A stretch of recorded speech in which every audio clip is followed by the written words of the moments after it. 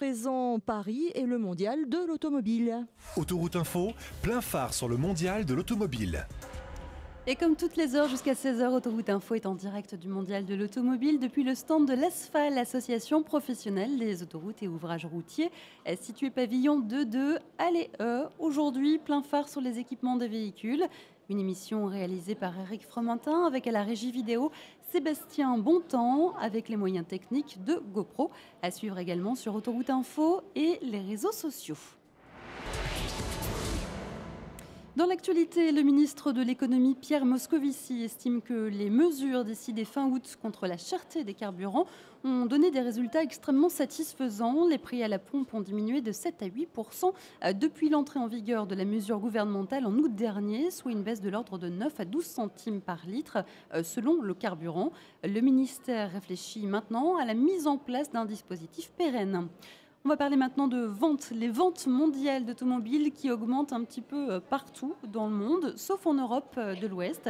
Selon une étude de la banque canadienne Scotia, le nombre de véhicules neufs écoulés devrait globalement progresser de 5% en 2012 dans toutes les régions du monde, à l'exception de l'Europe de l'Ouest où la tendance est en recul supérieur à 10%. Et parmi les marchés les plus florissants, eh bien, on retrouve la Russie, la Chine, les États-Unis ou encore le Brésil. Et puis vente toujours, on va parler des ventes de Toyota, puisque selon un journal nippon, Toyota aurait chuté de moitié en Chine entre août et septembre. Les récentes tensions entre la Chine et le Japon à propos de la souveraineté sur des îles de mer de Chine orientale ont eu un impact important sur l'activité des trois principaux constructeurs nippons, Toyota, Nissan et Honda. Tous ont été contraints de fermer une partie de leur usine à cause d'importantes manifestations japonaises dans de nombreuses villes chinoises. Avant de continuer, nous allons retrouver l'infotrafic à Chambéry. Priorité à la sécurité sur Autoroute Info.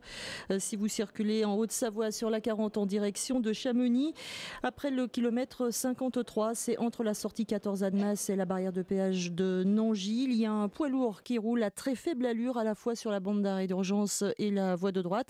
Les services de sécurité de l'autoroute blanche se rendent sur place. En attendant, nous vous demandons de rester particulièrement prudent sur cette portion de l'A40. C'est en direction de Chamonix, entre la sortie 14 Annemasse c'est la barrière de péage de Nangy. Il y a un poids lourd qui roule vraiment à faible allure à la fois sur la bande d'arrêt d'urgence et la voie de droite. Une information à suivre sur Autoroute Info. Retour sur le salon de l'automobile de Paris avec la minute de l'innovation, une halte sur le stand de l'opérateur Orange, situé pavillon 4, pour découvrir une application permettant d'ouvrir votre voiture ou un autre véhicule de location grâce à votre téléphone portable. Première étape, vous placez votre mobile équipé d'une puce spéciale baptisée NFC sur le pare-brise du véhicule et la technologie fait le reste. Les explications de Dominique Mocard, président d'ADM Concept, au micro de Florent Collange. Pour l'instant, vous avez des petites LED rouges qui sont en train de s'allumer. Sur le pare-brise de la voiture. Sur le pare-brise, vous avez la vérification qui vient de se faire. Le système vient de s'ouvrir, donc la porte est ouverte. Donc là, on peut monter maintenant à bord de la voiture. Voilà. Ça permet de déverrouiller le véhicule. Tout à fait. Alors, ce qu'il manquait encore, c'est que dans tous les véhicules du monde, vous avez aujourd'hui des clés. Et chaque clé a un système de sécurité qui fait qu'il faut inhiber cette clé. Alors quand je dis inhiber, c'est un vulgaire mot qui veut dire simplement que si vous laissez votre clé dans la voiture, normalement la voiture ne se ferme pas. Et là, comme il faut laisser les clés dans la voiture, parce que c'est le téléphone maintenant qui l'ouvre, eh bien, il y a cette keybox qui est une boîte qui en fin de compte enferme la clé à l'intérieur. Et quand vous arrivez avec le téléphone portable, c'est elle qui vous la restitue. Alors on va monter dans la voiture. À présent, nous sommes à bord du véhicule avec sur la console centrale, entre les deux passagers, la fameuse keybox. Alors cette keybox, c'est en fin de compte un gobelet. Et dans ce gobelet, vous allez trouver cette clé qui peut être de n'importe quelle marque de véhicule. Et un des avantages en plus, c'est que quand le gobelet va s'ouvrir, il va être aux couleurs de l'opérateur. Imaginons que ce soit Orange aujourd'hui qui loue la voiture, le gobelet sera à la couleur orange, et vous savez quand vous prêtez votre clé à un ami, là c'est pareil, c'est Orange qui ouvre sa boîte pour vous donner la clé de n'importe quelle voiture au monde et de n'importe quel constructeur. Un système intéressant pour les loueurs ou dans le cadre de l'autopartage. Cette innovation a reçu la médaille d'or du concours Lépine 2012.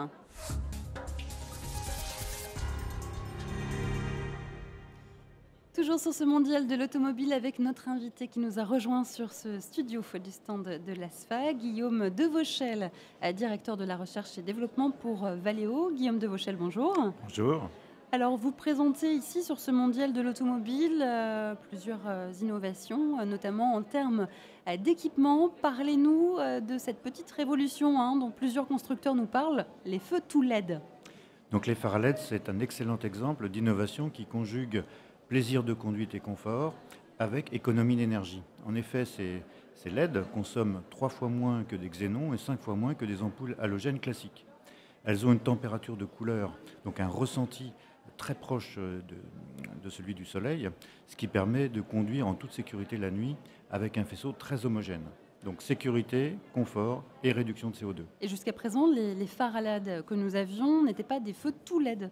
Non, il n'y avait pas suffisamment de puissance pour faire ce qu'on appelle l'éclairage. Donc les LED étaient réservés à ce qu'on appelle la signalisation, c'est-à-dire les clignotants, etc.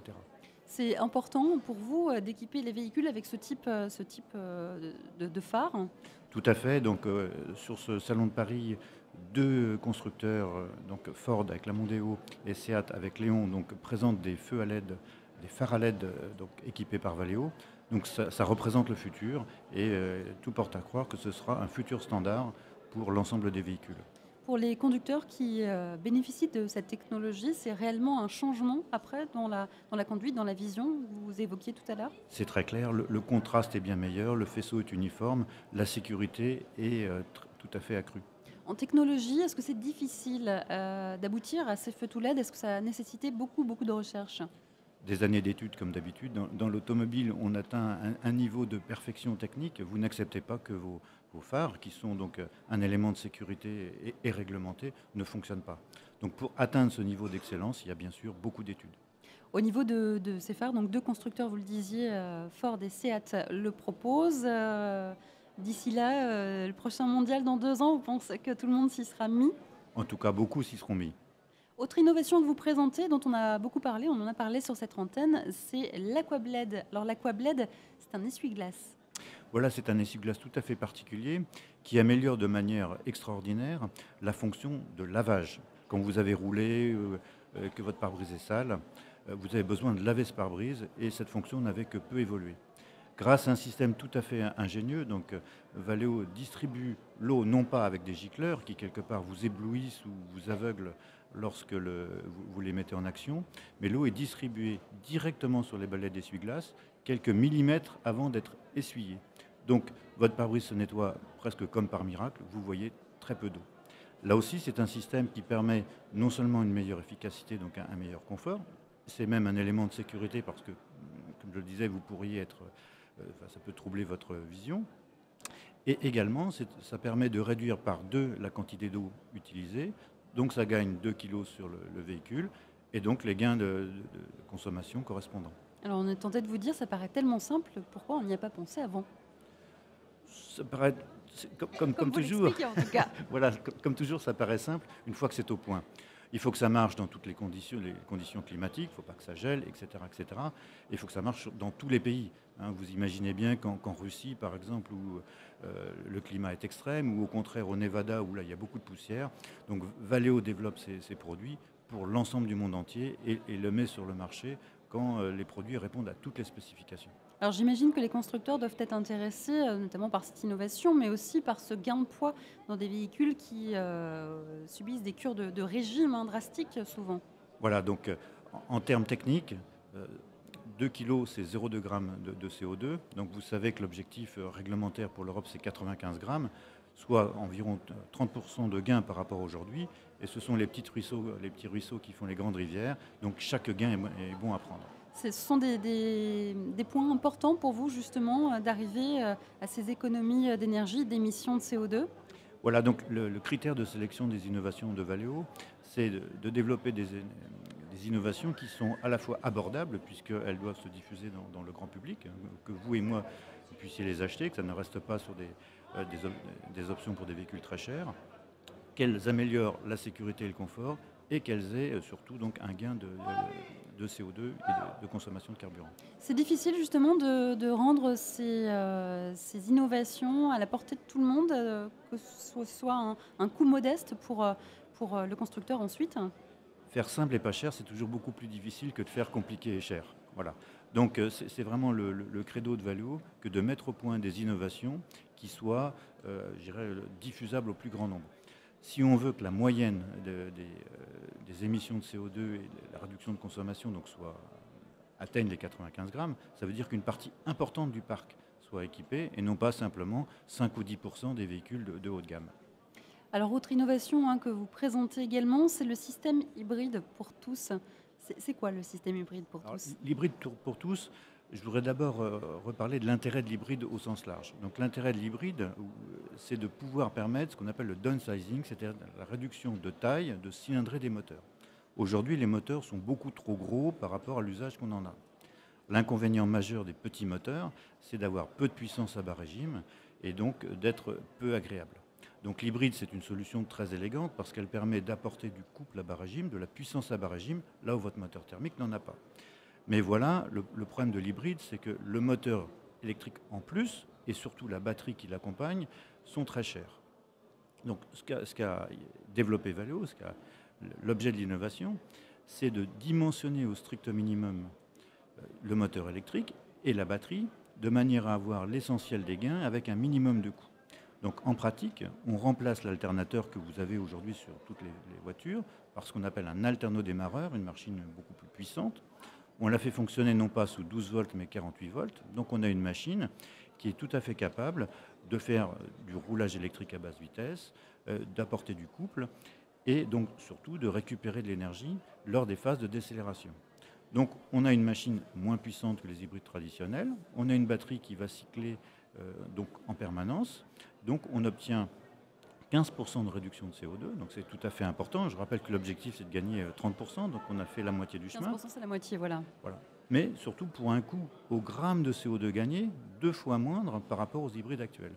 Donc on pense que c'est une architecture qui va se développer rapidement, d'autant plus qu'elle est peu intrusive, c'est-à-dire qu'elle peut se monter sur la quasi-totalité des blocs moteurs actuels. Alors aujourd'hui, est-ce que vous avez justement de cet hybride pour tous qui est installé sur des véhicules? Des constructeurs ont déjà fait appel à vous pour ça? Alors on a déjà mis sur le marché un premier pas qu'on appelle le stop-start. Donc Valeo a popularisé il y a quelques années cette fonction grâce à l'alternodémarreur. Donc vous voyez qu'aujourd'hui les constructeurs ont repris le flambeau. Donc c'est une évolution. Donc c'est des machines dont les technologies sont directement développées des stop-start.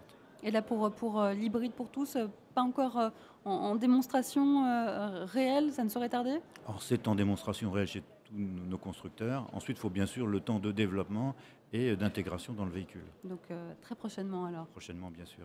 Guillaume Devauchel, merci d'être venu nous rendre visite sur notre stand et de nous avoir expliqué toutes ces innovations qui vont équiper nos véhicules. Prochain point pour l'émission Plein Phare, ce sera d'ici 1h à 13h. Stéphane Chabrier parlera boîte noire avec Boris Brault de Road Eyes.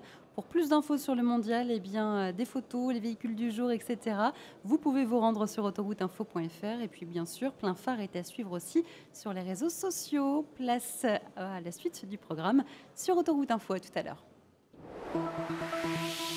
Venez participer au salon de la polyarthrite et des rhumatismes inflammatoires chroniques les 12 et 13 octobre.